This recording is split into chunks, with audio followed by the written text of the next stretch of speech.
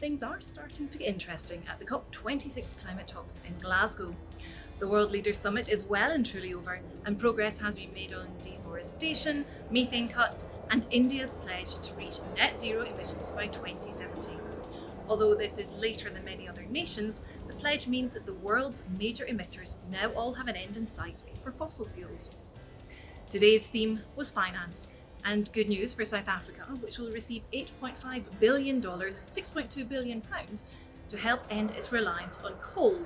South Africa is the 12th biggest carbon dioxide emitter in the world, according to the Global Carbon Atlas, and 80% of its power currently comes from coal. COP is all about finding a way to limit global warming and prevent a climate catastrophe.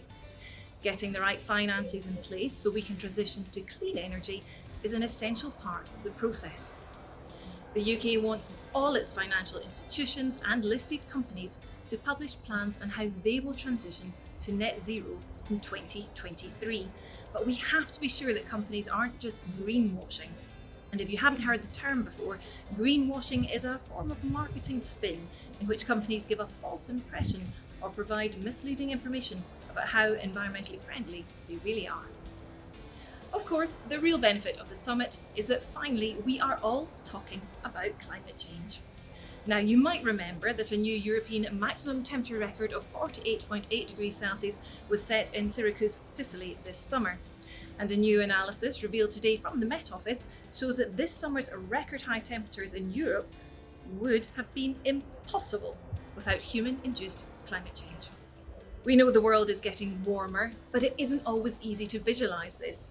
So let me introduce you to a champion at raising public awareness, Ed Hawkins MBE, and find out how he came up with his climate stripes. So I was just looking for a very simple, visual, stark way of communicating the fact that our planet is warming.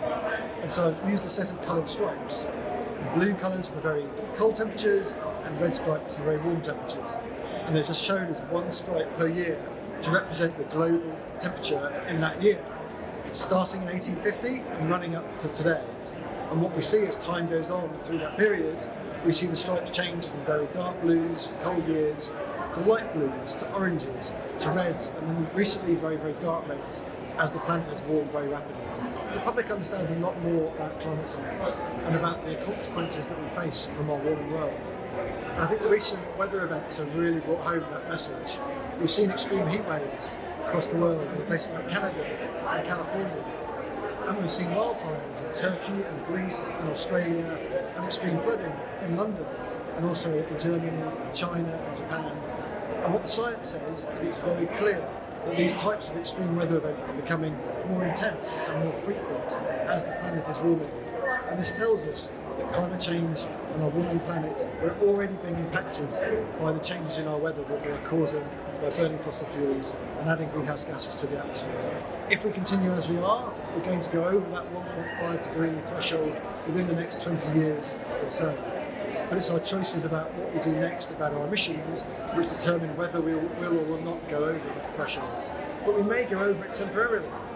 But we can, in theory, bring the temperatures back down again by extracting carbon dioxide from the atmosphere and storing it underground where it can no longer affect the warming of the planet. Climate scientists all over the world have spent a lot of time communicating the science, talking to policymakers, talking to the public, to let them realise the risks that our world is facing from a warming planet. And it's thanks to all of our efforts that we're now seeing politicians hopefully take this very seriously and make the very difficult choices about what we do next. Whether it's pledging money or raising climate awareness, there's plenty still to be done. But so far, COP26 is sending out all the right vibes for the future of our planet.